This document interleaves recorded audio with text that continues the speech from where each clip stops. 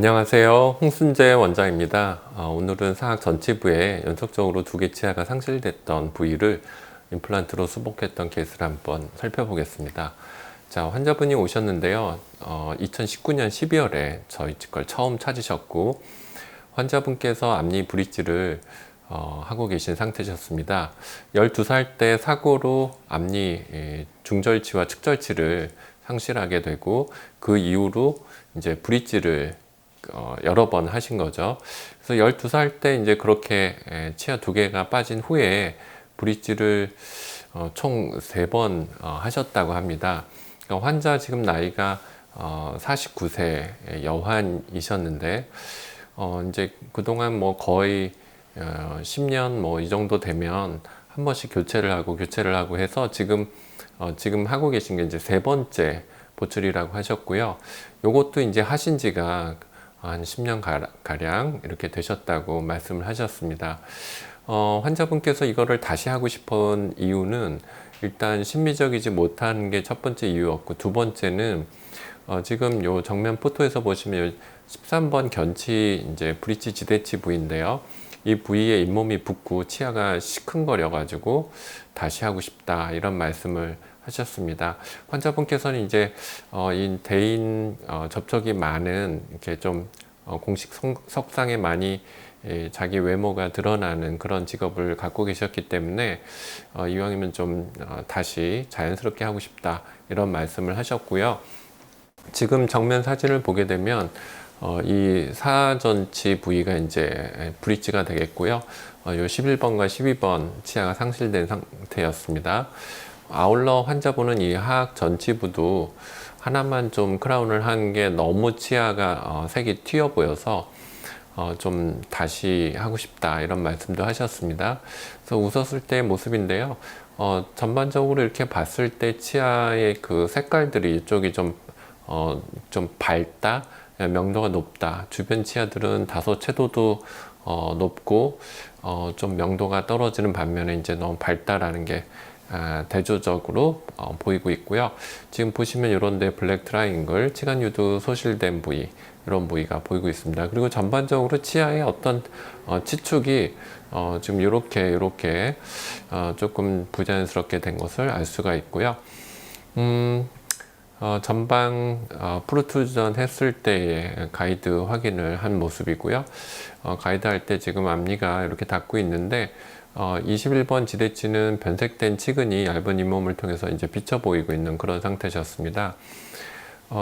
이쪽 견치는 이제 좀 바깥쪽으로 많이 튀어나와 있는 두껍게 제작된 보철물임을 알 수 있었고요. 지금 이쪽에는 지금 포세린이 좀 깨져 있죠.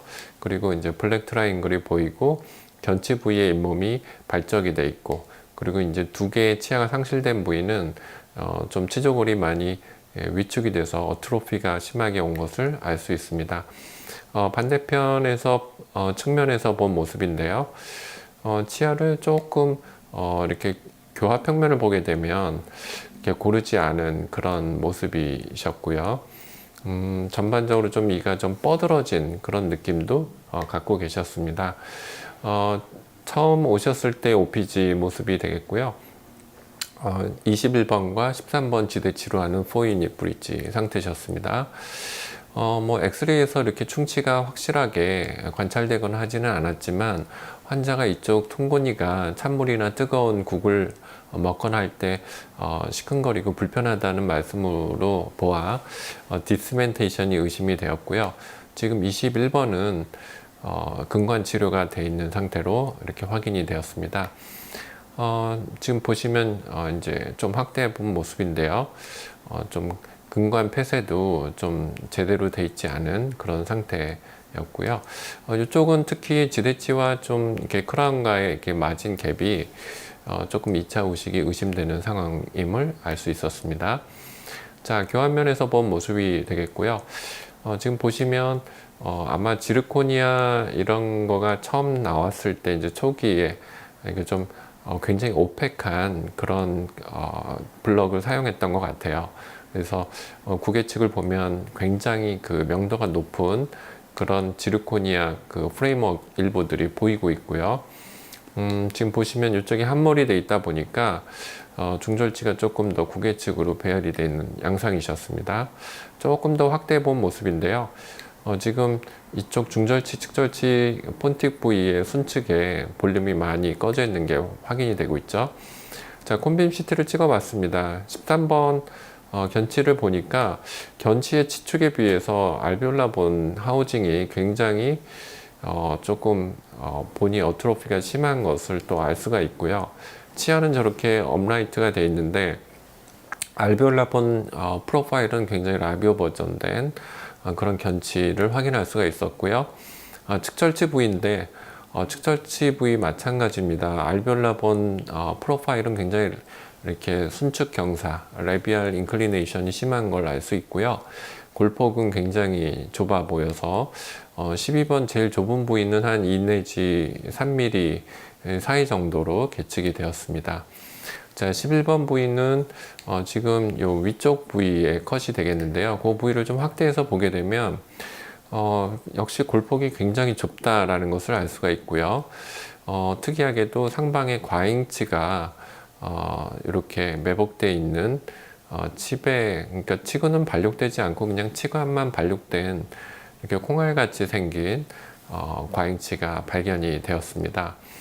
자, 지금 이 크라운의 그 전반적인 그 섀도우를 바탕으로 봤을 때 팔라탈 쪽도 뼈가 좀 부족한 게 보이고 버컬 쪽도 많이 흡수가 된 게 보이고 있고요.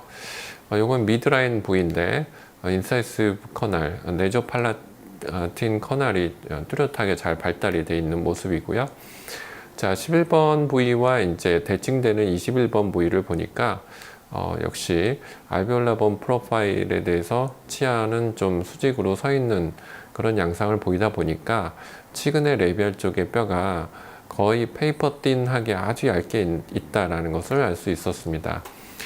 지금 이런 그 섹셔널 이미지와 함께 XER 뷰를 이제 콘빔 CT에서 보니까 보시다시피 이제 순측 본이 많이 함몰이 돼서 어트로피가 심하게 와 있다라는 것을 알 수 있는 그런 양상이었고요.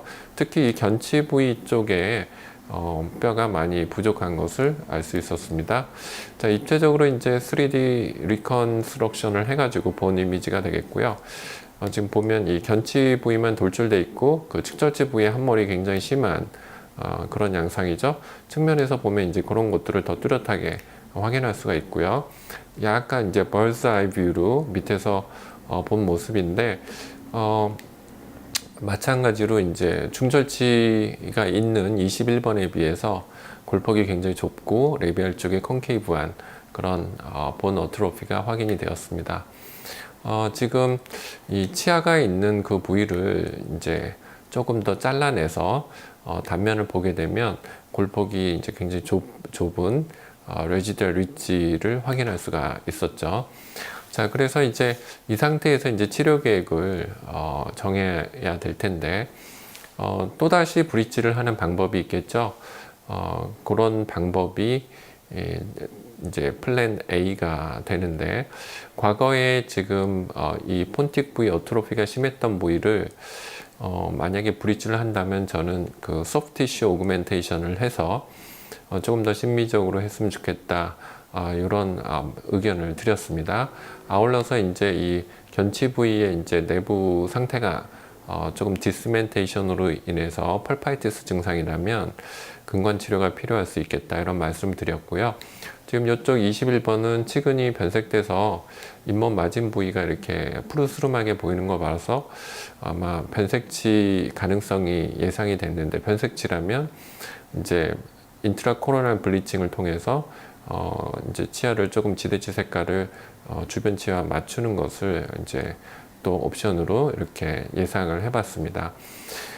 그리고 이제 밑에 41번 요 치아 하나도 싱글 크라운을 좀 색조가 좀 튀니까 좀 주변이랑 맞추는 쪽으로 이렇게 이제 환자의 바람에 따라 치료 계획에 이렇게 포함을 시켰습니다. 자, 이 상태에서 이제 또 하나의 옵션은 지금 이렇게 4 유닛 브릿지를 다시 한다. 그럼 이게 네 번째가 될 텐데요. 환자가 그동안 30여 년 넘게 이 브릿지를 이렇게 4 유닛 브릿지를 3번을 하면서 조금 그거에 대한 걱정이 컸었던 것 같아요. 환자분은 제가 브릿지에 대한 치료 계획을 권해드렸을 때 고민을 해보겠다고 하시다가 임플란트로 했으면 좋겠다. 이런 의견을 갖고 다시 내원을 하게 됐습니다. 그래서 이제 저는 임플란트로 하게 되면 이제 요 지대치들은 싱글 크라운이 되겠고, 이제 이 2개 치아가 없는 이 부위를 임플란트로 어떻게 수복할 거냐가 이제 관건이 되겠죠. 임플란트를 이제 2개를 다 심는 방법이 한 가지 고려 사항이고, 또 한 가지는 이제 2개 중에 이제 중절치 부위 하나만 임플란트를 심고 측절치 부위는 폰틱 처리하는 방법이 있겠죠. 근데 이제 리치 위스가 이제 콘빔 시트에서 보셨듯이 굉장히 좁았기 때문에 저 부위의 골폭을 증가시켜서 임플란트를 심는 게 이게 만만치 않다라는 생각이 들었고요. 또 하나 심미적인 결과를 원하셨기 때문에 이제 그런 부분을 어떻게 충족할까? 그거는 이제 핑크 에스테틱에 관한 건데 연조직 이식이 필요하지 않을까 이렇게 생각이 들었습니다. 자, 그래서 일단 하악 하나만 먼저 보초를 새로 한 후에 이제 환자분이 고민하고 오셨는데 뭐 그냥 임플란트로 치료를 원하셨어요. 그래서 저는 일단 철거를 했습니다. 브릿지를 철거하고 보니까 이쪽은 디스멘테이션이 확인이 됐고요. 이쪽은 지대치가 변색이 심하게 와 있는 것을 알 수 있었습니다. 그래서 지금 보면 치근조차도 저렇게 변색이 되어 있기 때문에 인트라코로나 블리칭을 해야겠다 이렇게 생각을 갖게 되었고요. 이제 이 부위의 임플란트를 어떻게 할까 고민을 하다가 이때 이제 스플릿 크레스트 테크닉을 한번 적용을 해보기로 했습니다. 그래서 이렇게 이제 2개 치아가 연속적으로 앞니가 상실된 경우가 가장 치료하기 어렵죠. 왜냐하면 반대편에는 너무 완성도가 뛰어난 자연 치아의 존재와 잇몸의 상태가 대비적이기 때문에 이쪽 기준으로 이쪽을 맞춰서 임플란트를 해서 자연스럽게 결과물을 도출을 해내야 된다는 게 사실은 가장 어려운 심미적인 난관이기도 했습니다. 일단 이 상태에서 이제 철거를 하고선 임시치아를 준비를 하고 일단 임플란트를 이제 식립하는 수술로 이제 계획을 잡고 들어간 거죠. 그래서 이제 영상을 한번 보시도록 하겠습니다. 이런 경우에 이제 고리식을 중시하다가 보면 플랩을 이제 크게 열게 되고, 크게 열다 보면 이제 지금 남아있는 그 양측에 있는 저 지대치의 잇몸 그리고 치간 유두 이런 부위의 퇴축이 염려가 될 수 있겠죠. 그래서 지금 제가 플랩 인시전을 가하고 있는 것을 보시면 가급적이면 남아있는 지대치에 치간 유두 부위, 특히 지금 요 중절치 부위가 되겠는데요. 그 사이 부위의 치간 유두 조직을 그대로 유지하면서 플랩 디자인을 가하고 있는 모습입니다. 이제 파필라 세이빙 인시전이라고 하는데, 아무래도 이렇게 되면 이제 플랩이 조금 협소해지다 보니까 조금 수술적으로는 애로가 있겠죠. 근데 이제 그런 거를 보상하기 위해서 양측으로 과도하게 익스텐전을 시켰는데, 지금 보면 견치 쪽, 디스탈 쪽으로 이제 좀 더 수직 절개를 짧게 주면서 플랩을 디자인을 했습니다. 이제 플랩 엘리베이션을 하고 있는 모습이 되겠고요. 레비얼 쪽에 이 부위는 제가 스플릿 크레스트 테크닉을 하면서 순측에 보상적으로 고리식이 필요할 수 있다라고 예상을 했기 때문에 이제 저 부위의 고리식을 할 준비를 하고 지금 이제 플랩 엘리베이션을 한 모습이 되겠습니다. 자, 그 다음에 이제 지금 이제 연조직 택 같은 것들이 남아있는 것들을 정리하는 그런 모습이 되겠고요. 이러한 동작 역시 저 부위에 이제 나중에 고리식을 할 거기 때문에 이제 연조직, 아무리 이제 플랩을 깨끗하게 엘리베이션을 한다 그래도 이제 골막에 어떤 태그 같은 것들이 붙어 있는 것들을 지금 보면 카바이드 라운드 바로 깨끗하게 제거를 하고 있는 모습이 되겠습니다. 자, 그 다음에 이제 이날 이제 철거를 하고 임시치아를 미리 제작을 했는데요. 저 임시치아를 수술할 때 스텐트 같은 용도로 사용하기 위해서 지금 오토클레이브를 한 상태의 그 펜슬로 카본 마킹을 주고 있는 모습이 되겠습니다. 주변 그 지대치도 다 삭제가 돼 있어서 치아가 조그맣기 때문에 식립 위치라든지 이런 거를 위치를 가늠하기가 쉽지 않을 수 있거든요. 그래서 미리 저 템포라리 브릿지를 이제 초음파에서 클로로엑시딘에 담근 상태로 초음파를 5분 이상 돌린 후에 지금 이제 수술할 때 저렇게 참고를 한 거죠. 그래서 그 위치에 바로 이니셜 드릴링을 하고 있는 모습이 되겠습니다. 자, 제가 이제 뭐 여유만 된다면 측절치 부위에도 좀 네로우 임플란트라도 하나 심어볼까 싶어서 지금 드릴링을 일단 마킹을 저렇게 2개를 해가지고 이니셜 드릴링을 했고요. 리치 스플릿을 하기 위해서 지금 하이스피드 701번 피셔바를 사용하고 있는 모습이 되겠습니다. 일반적으로 하이스피드에서 이제 워터 스프레이가 되는 쿨링 에이전트들이 이렇게 에이셉틱하다라고 하기가 쉽지 않죠. 그래서 지금 보시면 하이스피드 핸드피스는 오토클레이브를 했지만 지금 주수를 껐습니다. 그래서 옆에서 지금 셀라인을 따로 주수를 이렇게 뿌려주고 있는 모습이 되겠고요. 그래서 주수 하에 지금 즉 핸드피스에서는 에어 터빈만 돌고 있지 워터가 나오지 않고 있는 상태죠. 그러면 이제 뭔가 이런 인펙션 컨트롤에 대한 거를 약간 좀 염려를 줄일 수가 있죠. 그래서 701번 그 테이퍼드 피셔가 제일 얇은 건데 그걸로 이제 본 버리칼 컷을 먼저 줬고요.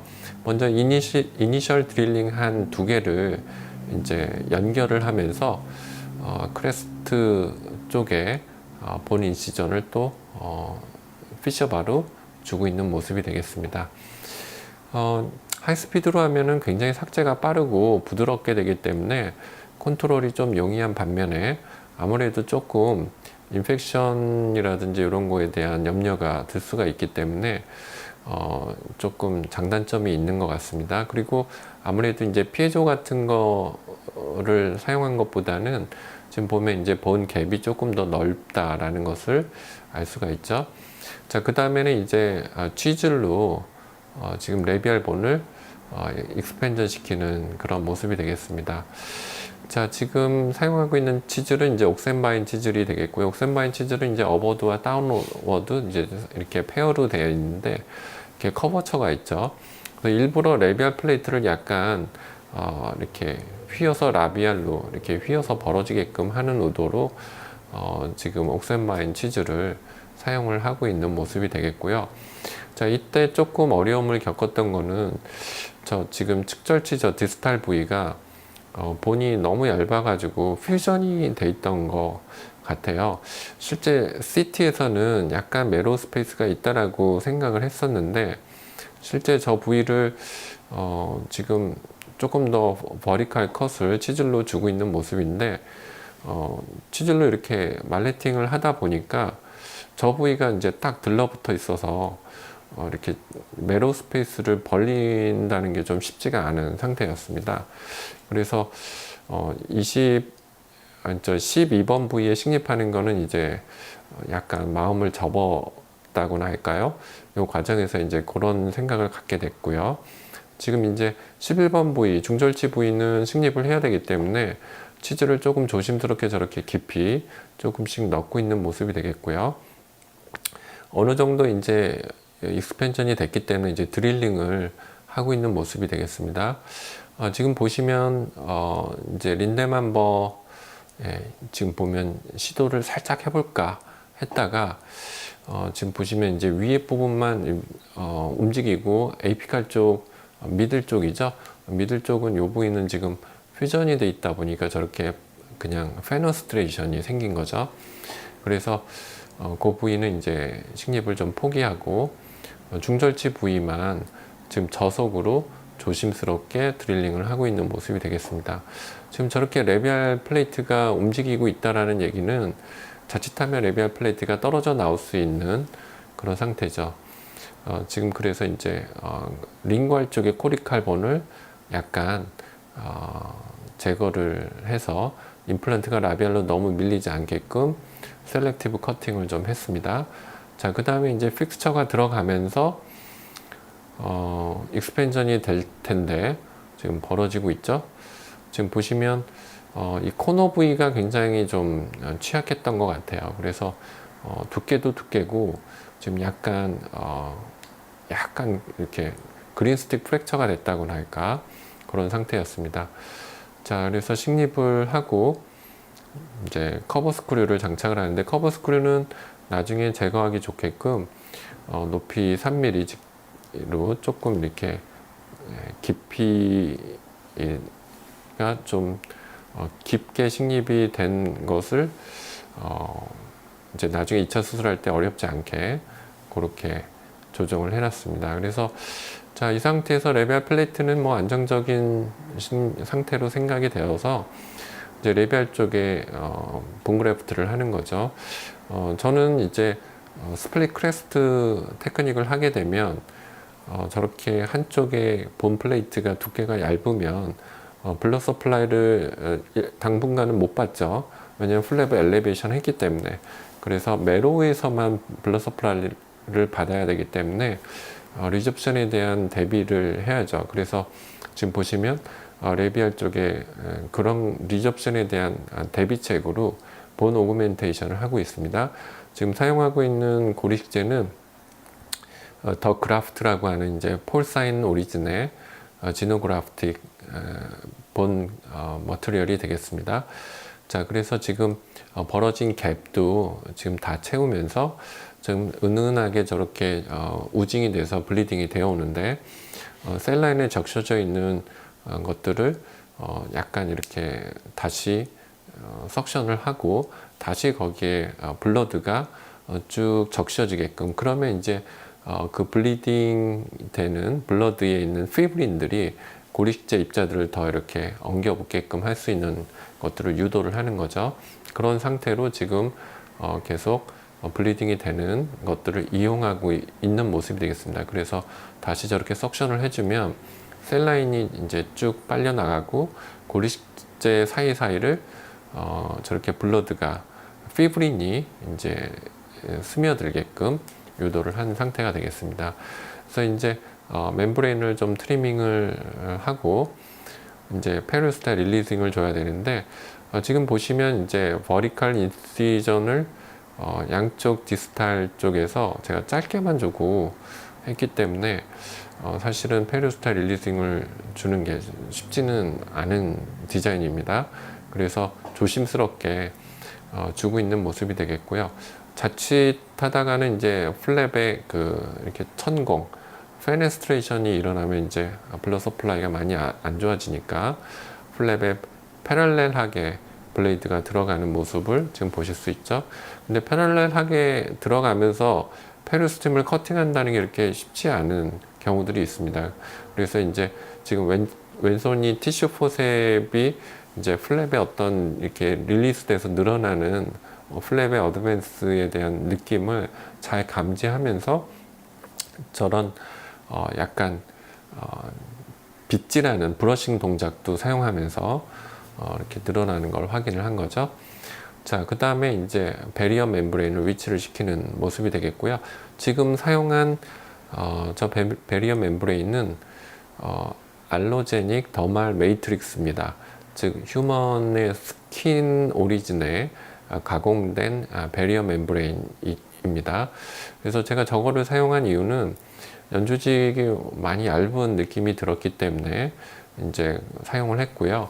지금 레비알 쪽을 전체적으로 광범위하게 하나를 댄 후에 지금 이제 교화면 쪽을 감싸면서 팔라탈 플랩 쪽으로 넘어가게끔 하는 콜라겐 멤브레인을 하나 더 준비를 해서 이제 팔라탈 쪽에 페리오스탈 포켓에다 넣고 있는 모습이 되겠습니다.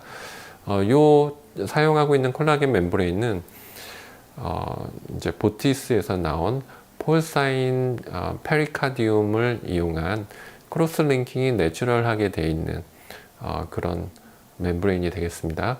그래서 둘 다 크로스 링킹이 아티피셜하게 돼 있지 않은 그런 재료를 사용을 했고요.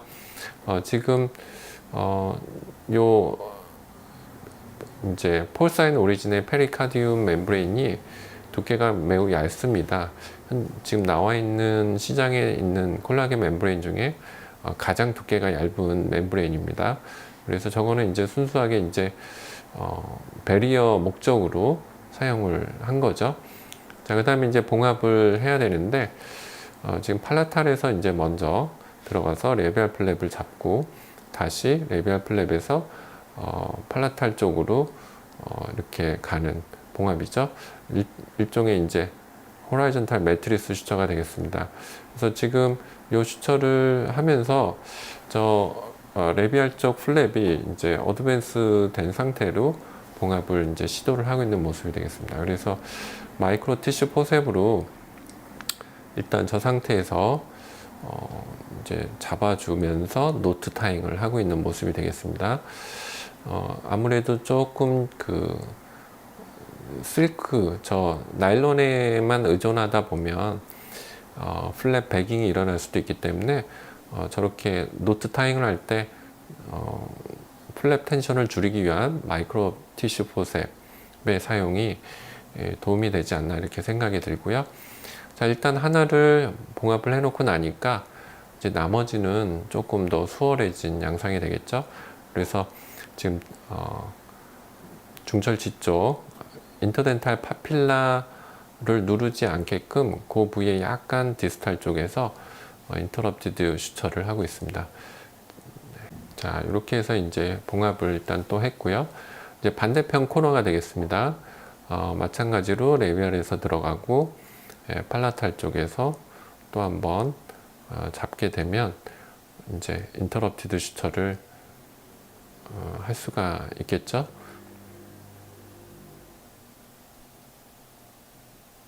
자, 시간 관계상 이제 뭐 영상에는 이제 봉합하는 과정이 다 촬영이 돼 있긴 한데 일단 이 정도 키 슈처를 하고 나머지는 뭐 간단하게 이제 봉합을 하면 어렵지 않겠죠.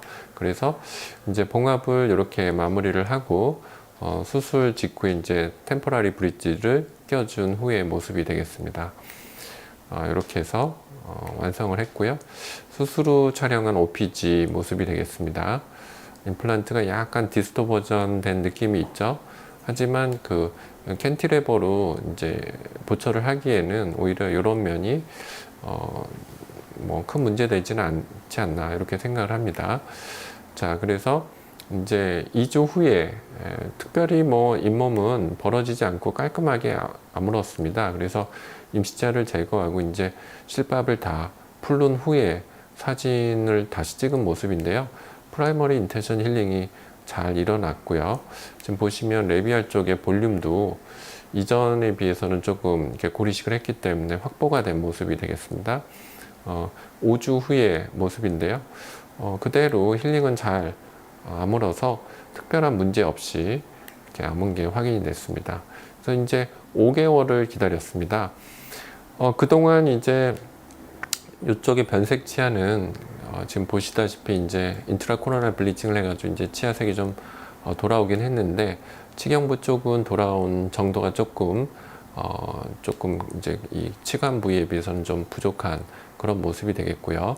이제 5개월이 됐으니까 2차 수술을 해야 되는데 지금 보시면 식립한 임플란트의 커버 스크류가 이렇게 파란 부위가 약간 비쳐 보이고 이쪽에 고리식을 충분히 했음에도 불구하고 볼륨이 조금 5개월 동안 시간이 경과하면서 좀 줄어든 볼륨이 좀 줄어든 모습이 보이죠.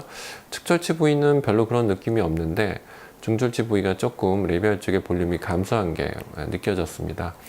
그래서 이제 5개월 반 됐을 때에 2차 수술을 계획을 했는데 이때는 잇몸에 지금 오그멘테이션이 필요하겠다 이렇게 판단이 들어서 지금 레터럴 팰릿에서 진지발 그래프트를 먼저 채취를 하고 있는 모습이 되겠고요.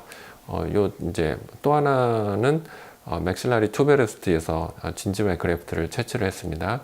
그래서 이제 익스트라 오랄 상태에서 디에피델리제이션을 서지컬 룹을 보면서 매그니피케이션 상태에서 상피만 제거한 모습이 되겠고요.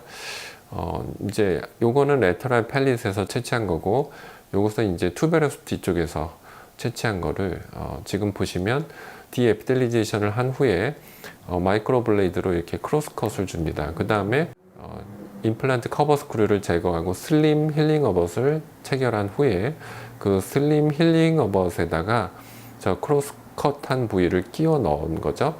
그래서 일단 이렇게 하나를 고정을 한 후에 또 하나 레터럴 팰릿에서 띈 잇몸을 측절치 부위에 소프티쉬 오그멘테이션을 하기 위해서 고정한 모습이 되겠습니다. 지금 보시면 이 라비알 쪽 그리고 팔라탈 쪽 다 매트리스 슈처로 고정을 한 모습인데요. 지금 이제 요것을 조금 더 이해하기 쉽게 제가 그림으로 표현을 해봤습니다. 이제 이렇게 된 거죠. 임플란트 심은 부위에 크로스컷을 준 투베르스티에서 채취한 것들이 볼륨이 더 이렇게 덴스한 커넥티브 티슈라 유지가 더 잘 되고 하기 때문에 이제 그런 접근을 한 거고요. 비교적 볼륨이 그래도 충분했던 요 부위는 레터럴 팰릿에서 띈 잇몸을 디에피델리제이션을 한 후에 이렇게 매트리스 슈처로 레비알과 팔라탈에서 고정을 한 모습이 되겠습니다. 그 후에 이제 플랩을 클로저 한 거죠. 그래서 이제 연조직을 지금 보시면 이 부위도 이제 두툼해졌고 이 부위도 두툼해지고 그 다음에 이제 약간 코로날로도 수직 증강도 이렇게 시도를 했습니다. 그래서 지금 보시면 코로날로 늘어나게끔 양쪽에 버티컬 컷을 줘서 지금 이 임시치아의 인터덴탈 부위로 이렇게 더블 슬링 슈처를 통해서 코로날로 늘어나게끔 고정을 한 모습이 되겠습니다. 수루 모습이 되겠고요. 3주 후에 도노사이시 암은 부위인데 레터럴 팰릿 모습이고요. 맥실러리 투베로스티 부위입니다. 둘 다 3주 되니까 이제 잘 암은 상태가 되겠고요. 실밥 제거한 후의 모습인데 힐링도 잘 되셨습니다. 그래서 잇몸이 이렇게 증강이 된 모습이 확인이 되고 있는데 아무래도 지금 이 파필라 부위를 의식하면서 계속 이 부위를 절개 부위에 포함시키지 않다 보니까 이 라비알 프레넘을 중심으로 한 요 가운데 부위가 굉장히 오목한 느낌이 들죠. 그래서 이제 그런 것들이 조금 아쉬움으로 생각이 됐고요. 자, 6주 후가 되겠습니다. 진지발 오그멘테이션을 한 후 모습이 되겠고요. 자, 이제는 이 소프티쉬 오그멘테이션을 한 후에 또 5개월이라는 시간이 지났습니다. 그러니까 이제 시간이 좀 많이 경과가 됐죠. 그래서 이 상태에서 이제 2차 수술을 간단히 하면서 임상을 바로 뜨기로 했습니다. 그래서 지대치는 이제 완전히 다 본뜰 준비를 해놓고요. 지금 연조직 이식을 했지만 이 중절치 부위는 또 연조직 이식한 부위가 생각보다는 조금 볼륨의 슈링키지가 왔던 것 같아요. 그래서 전 소프티쉬 오그멘테이션 하기 전후를 비교한 모습이 되겠는데 이 중요한 리지 크레스트 쪽이 레비알 쪽 볼륨이 좀 부족한 모습이 보이죠. 그래서 이런 것들은 마이크로 블레이드를 이용해서 에이피칼리 리포지션드 플랩을 통해서 극복하기로 그렇게 했습니다. 그래서 지금 이렇게 트래피조이달 미니 플랩을 열어서 지금 소프티쉬 오그멘테이션 할 때 체결했던 슬림 힐링 어벗을 빼내고요. 그 다음에 인생 코핑을 바로 꽂은 후에 봉합을 지금 에이피칼리 리포지션드 플랩 하듯이 해서 7제로 나일론으로 봉합을 했고요. 이렇게 봉합해 놓은 상태에서 이제 최종 인상을 떴고요. 뜬 후에 이제 힐링 어벗을 체결하고 다시 임시치아를 껴드린 모습이 되겠습니다. 그런 후에 이제 랩에서 기공 작업을 통해서 임플란트 수복물과 싱글 크라운, 자연치 크라운을 제작한 모습이 되겠습니다. 지금 요 21번, 13번은 싱글 크라운이 되겠고요. 요 두 개가 이제 임플란트 보철물인데 측절치 부위는 이렇게 캔티레버로 이쪽 식립된 임플란트 보철물에 연결된 그런 모습이 되는 거죠. 그래서 미리 요 임플란트 보철물은 이 모델에서 레진 세멘으로 세멘테이션을 미리 해서 이 싱글룸 쪽에 이제 홀이 있는데 이 홀을 통해서 이제 스크류 타입처럼 바로 세팅을 했습니다. 그래서 세팅 후에 촬영한 OPG 모습이 되겠고요. 표준 촬영 상태가 되겠습니다. 자, 지금 요 사진은 이제 완성 세팅 후 1개월 경과 후의 모습이 되겠습니다. 인상을 뜰 때 바로 에피칼리 리포지션드 플랩 2차 수술을 했기 때문에 스카가 아직 좀 보이고 있고요. 아직 연조직이 조금 성숙이 되지 않은 그런 상태가 관찰이 되고 있습니다. 그래서 이제 세팅을 하고 1개월 됐을 때 모습인데 지금 이런 부위에 이제 블랙 트라이앵글이 조금 눈에 들어오는 모습이 되겠고요.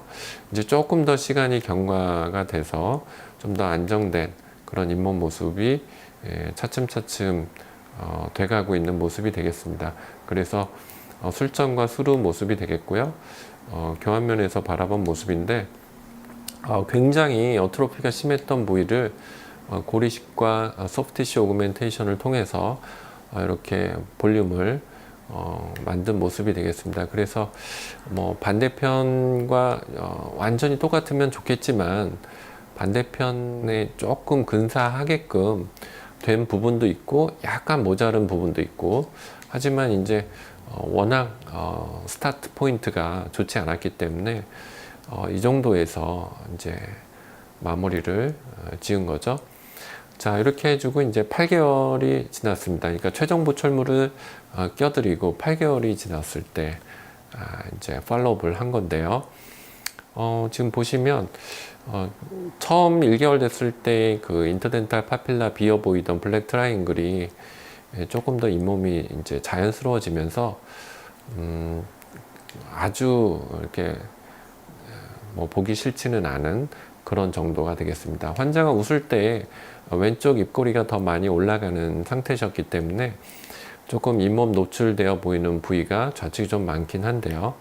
전반적으로 스마일을 했을 때에 물론 인터덴탈 파필라가 상대편에 비해서 없는 것들이 저렇게 어퍼립의 엄브렐라 이펙트 때문에 이제 그림자가 지죠. 그러다 보니까 이제 이렇게 보이기는 하지만 그래도 처음 상태에 비해서는 많이 개선된, 무엇보다도 이렇게 브릿지가 돼 있다라면 이제 분리감이 떨어지기 때문에 저걸 이제 상대방이 보는 사람이 쉽게 인지를 하죠. 가짜다.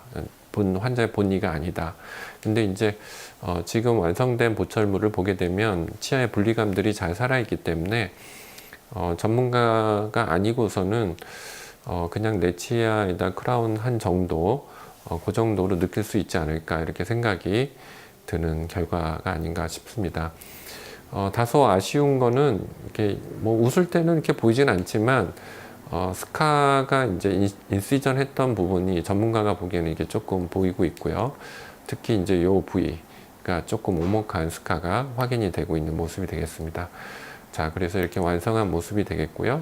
교환만 모습인데 최종 보철물이 들어가고 8개월이 지났지만 잇몸은 뭐 이렇게 그 이후로 더 많이 수축이 오거나 하지 않았고 오히려 조금 더 자연스러워진 그런 모습이 확인이 되고 있습니다.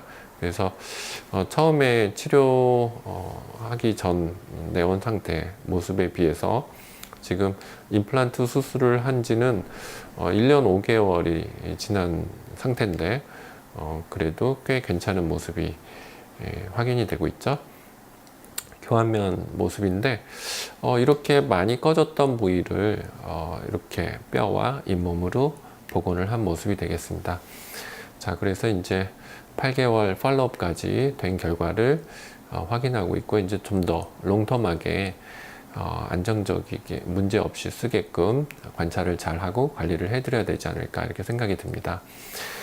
자, 수술하고 1년 5개월 됐을 때 이제 콘빔 CT를 찍어 봤는데요.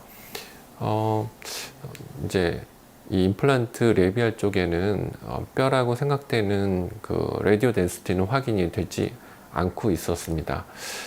XR 뷰에서도 이제 그런 것들이 확인이 되고 있고요.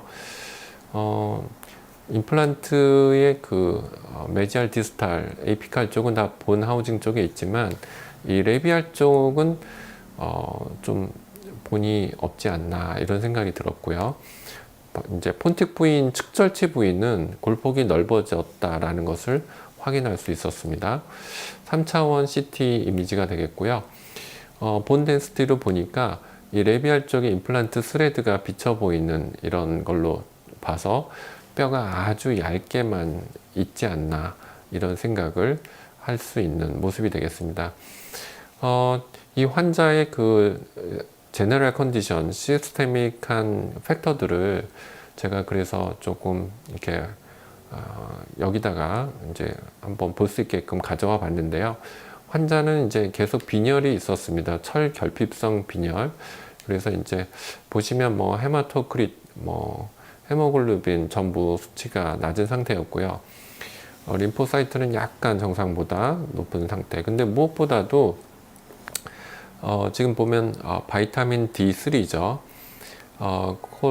콜레칼시페롤이라고 하는 본 메타볼리즘을 모듈레이션 하는 호르몬인데 16.8로 굉장히 낮은 수치였습니다. 우리가 노멀 레인지를 30에서 100으로 보는데 이분이 굉장히 체격이 왜소하고 이렇게 손등을 보게 되면 스킨도 매우 얇은 그런 분이셨어요. 그래서 뉴트리션 상태 자체에 대한 스터디를 했던 데이터를 보게 되면 이 본 메타볼리즘에 관여하는 호르몬 수치가 굉장히 낮아서 바이타민 D3 주사를 근육 주사를 맞는 것을 치료하는 동안 계속 4회 이렇게 맞았습니다.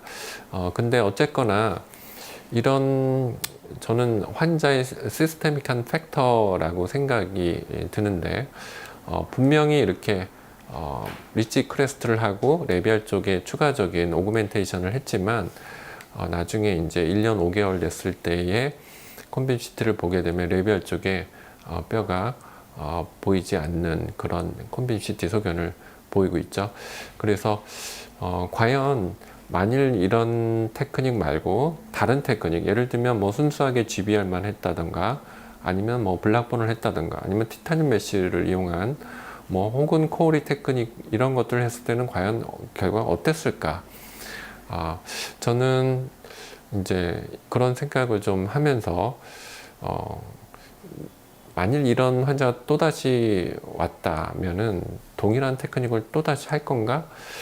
이런 생각을 고민을 지금도 계속 하고 있습니다. 만약에 블락본을 했다 하더라도 이 리시피언 베드에서 본이 이렇게 되게끔 하는 그런 힐링 포텐셜이 떨어진다면 블락본 역시 시간이 지나면서 흡수가 많이 일어나지 않을까 이런 생각을 할 수가 있다라는 거죠. 그리고 사용한 뼈가 이제 리모델링이 되는 뼈다 보니까 이렇게 흡수가 된 건데 만일 지노그라프트 중에 이렇게 대부분 뭐 20, 30년이 돼도 그 자리에 그대로 있는 그런 골 이식제들이 있죠.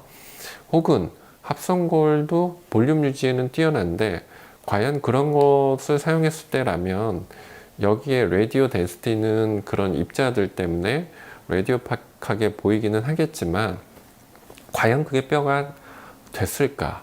아니면 연조직 내에 이렇게 소프티슈 파이브러스 인티그레이션 돼 있는 상태로 라디오패시티만 나타내는 그런 볼륨으로 나타나지 않았을까?